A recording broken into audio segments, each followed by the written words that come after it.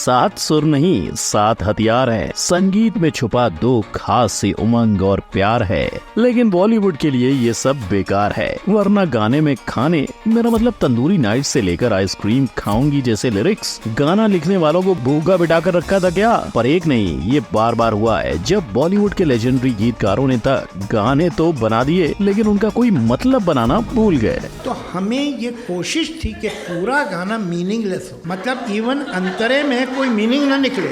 Hello music के दीवानों, कर लो अपने स्पीकर का वॉल्यूम हाई और आ जाओ फैक्ट भाई के साथ उन गानों की क्लास लगाने जो आज के बाद आप दोबारा शायद ही सुनो। और इन गानों के चलते गोविंदा पे केस हुआ, सलमान भाई ट्रोल हुए, तो शाहरुख हर गाने में दीवाने और पागल कहलाए। तो बिना देरी आए और वीडियो शुरू करते हैं। Number 1, hi everyone, happy new year. Happy New Year. Hi everyone. Hi Vivan. Hi everyone. Hi Vivan. अब ये हाय एवरीवन बोल रहे हैं या हाय विवान, इसका फैसला आप लीजिए। यानी चाहे हिमेश आजकल अपने गानों के लिए सुर्खियों में नहीं है, पर इनके चर्चे रील्स में जरूर होते रहते हैं।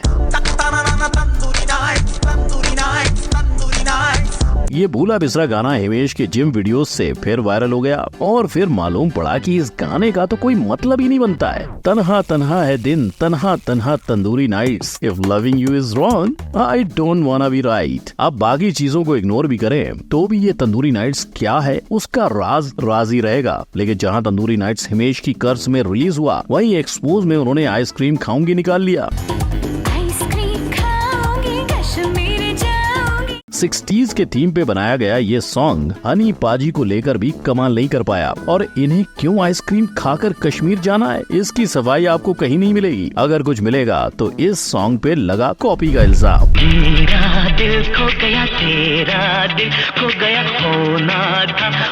नंबर 2, भूख प्यार या हुक्का बार। आलू दुनिया का सबसे सेल्फलेस वेजिटेबल है। आलू मटर, आलू गोभी, आलू पालक, आलू पनीर, चाहे जिसके साथ डालो आलू एडजस्ट कर लेता है। पर बॉलीवुड ने ऐसे सेल्फलेस आलू का गलत इस्तेमाल किया। है कोई सेंस इन बोल का? R.D. बर्मन के सुर हैं तो कुछ भी लिख दो, लेकिन सिर्फ एक बार नहीं, आलू के साथ ये नाइंसाफी बार बार हुई है। 1987 की हिफाजत में आलू का बटाटा वड़ा हुआ तो 10 साल बाद मिस्टर एंड मिसेस खिलाड़ी में वो समोसे का आलू बना, जिसकी कसम खाकर अक्षय कुमार ने कहा, जब तक रहेगा समोसे में आलू तेरा रहूंगा ओ मेरे शालू। क्या वेजिटेरियन कसम है भाई। लेकिन ये सब अक्षय का हुक्का बार के आगे फेल है, जहाँ वो लड़की के नैन मटक्का को शेर का शिकार, उसके हुस्न के दीदार को जलता सिगार बोले तो बोले, पर आखिरी लाइन में लड़की की प्यार को हुक्का बार बोल बैठे। नंबर 3, लिरिक्स कहाँ हैं? जितनी कॉमेडी हेरा फेरी उतने ही फनी उसके सॉन्ग्स भी हैं। लगते मेरे को गाना गाना पड़ेगा। जहाँ लिरिक्स के नाम पर आपको बस एक चीज कई बार दोहराती सुनाई देगी, और इस चीज का सबूत है हेरा फेरी मूवी का पूरा एल्बम। पहला गाना है मैं लड़की, जहाँ आपके मुंह में भी इसे सुनकर पो पो पो ही आएगा। मैं लड़का पो पो पो, तू लड़की पो पो पो, हम दोनों मिले पो पो पो। दूसरा है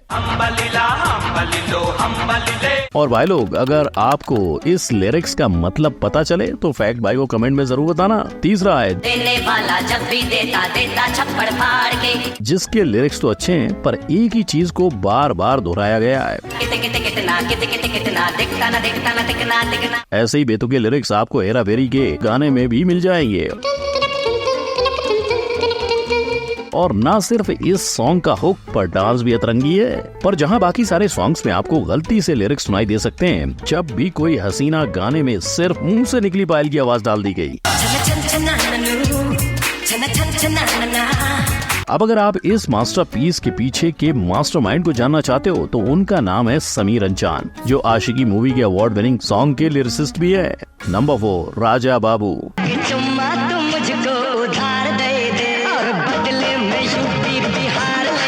एक चुम्मे के बदले यूपी बिहार लूटने वाले गोविंदा पर इस गाने के लिए 20 साल तक केस चला।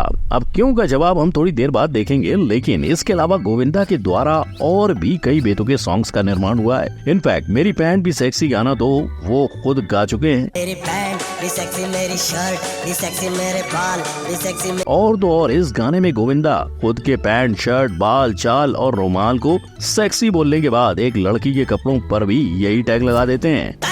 घाघरो भी सेक्सी, तारी चोली भी सेक्सी, तारी ओढ़नी भी सेक्सी। फिर भी गोविंदा के गानों में कपड़ों को लेकर लिरिक्स रुके नहीं। ऐसे ही बेतुके लिरिक्स आपको उनके मैं लैला लैला वाले गाने में भी मिलेंगे। अब सच में इनका कुर्ता फट जाए उससे पहले गोविंदा पे हुए केस को जानते हैं। तो मामला शुरू हुआ 1996 की छोटे सरकार मूवी के एक गाने से। इस गाने पर सन 2000 की साल में केस हुआ कि ये सॉन्ग यूपी और बिहार को बदनाम कर रहा है। इतना ही नहीं, ये केस 2019 तक चलता ही रहा और इस मामले को रफा दफा करने के लिए कोर्ट को 23 साल लग गए।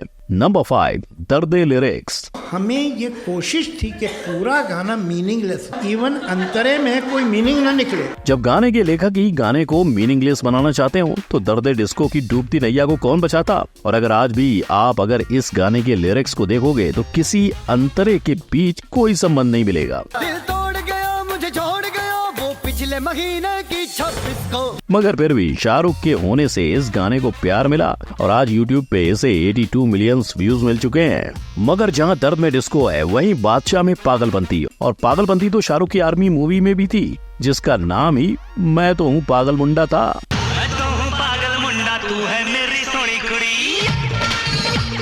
पर शाहरुख जहां डिस्को और पागलपंती करते हैं वहीं साथ में उनकी परमानेंट वाली दीवानगी भी शामिल होती है। तो भाई लोग, जब आप SRK का ये दिल दीवाना सुनोगे तो आपको पता चलेगा कि इस गाने में बस पैसिव और एक्टिव वॉइस का इस्तेमाल करके लिरिक्स बनाए गए हैं। ये दिल दीवाना दीवाना है ये दिल। यानी पहली लाइन सुनो और अगली बनाने के लिए उसे उल्टा कर दो। नंबर 6, प्रेम की पाठशाला। सल्लू भाई ने बॉलीवुड खोल कर पी डाला है। वो दिन दूर नहीं जब एक्टर, सिंगर, प्रोड्यूसर के साथ खुद फिल्म लिखकर उसे डायरेक्ट करके सल्लू भाई फिल्म को अपने शो पे प्रमोट कराएंगे। और इस टैलेंट का भाईजान को रत्ती भर घमंड नहीं है, बल्कि वो तो लोगों को सिखाने में भरोसा रखते हैं। उनके गाने ही देख लो। एग्जाम्पल नंबर 1, प्रोनाउंस की नगरी में आप अपने जेंडर को लेकर क्लियर रहो। इसके लिए तुम लड़की हो मैं लड़का हूँ, तुम आई तो सच कहता हूँ, आया मौसम। का एग्जाम्पल नंबर 2, अगर आप अपने बाप के बेटे हो और नहीं जानते कि बाकी रिश्तेदारों के आगे क्या लगते हो तो इसके लिए मेरे बाप की बेटी मुझे भाई बोलती, मेरे बाप की बीवी मुझे बेटा बोलती, मेरे माँ का भाई मुझे भांजा बोलता, मेरे भाई की बेटी मुझे चाचा बोलती। और एग्जाम्पल नंबर 3, भारत का बच्चा बच्चा कभी कोई राइम ना भूले। इसके लिए भाईजान ने लेट्स डांस छोटू मोटू निकाला। 2.5 मिनट के इस गाने में 6 राइम्स हैं।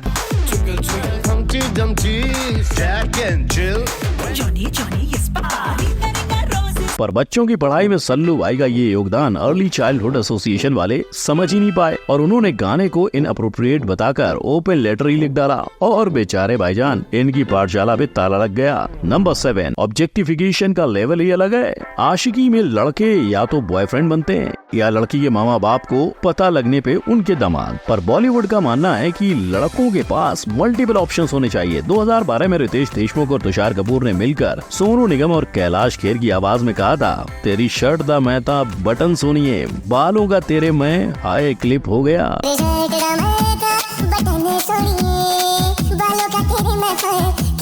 और यहाँ रुकना नहीं, आप नैनो के लाइनर, उंगली की रिंग के साथ गालों का कलर और गले का नेकलेस भी हो सकते हो। आई नो आप ये गाना लिखने वाले तेजस्वी लिरिसिस्ट कुमार को थैंक्स बोलना चाहते होंगे, पर उससे पहले इनसे भी तेजस्वी गीतकार से मिलिए, प्रवीण भारद्वाज और नितिन रायकवाड़, जिन्होंने 2003 में आई फिल्म के लिए सुष्मिता सेन और महेश मांजरेकर को हम तेरे सनम ना होते गाने पे नचवाया। पर पहली लाइन के बाद आपको ऐसे लिरिक्स मिलेंगे और बेतुके लिरिक्स की हद तब हो गई जब बात चू बनकर बालों में भटक जाने की हो गई। गाना गाने के बजाय घेन आने लगे, ऐसे लिरिक्स का क्या फायदा।